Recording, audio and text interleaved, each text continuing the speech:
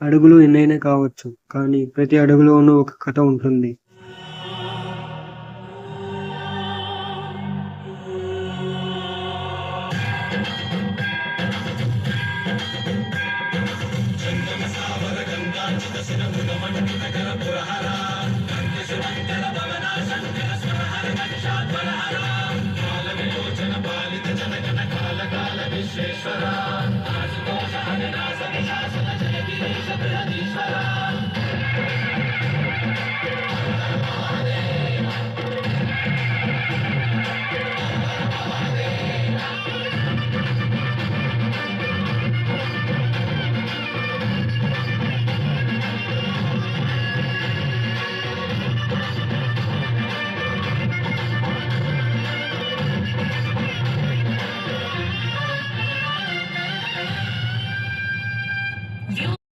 వేదికపై కనిపించే ప్రతి అడుగు వెనుక ఒక ప్రయత్నం ఉంటుంది.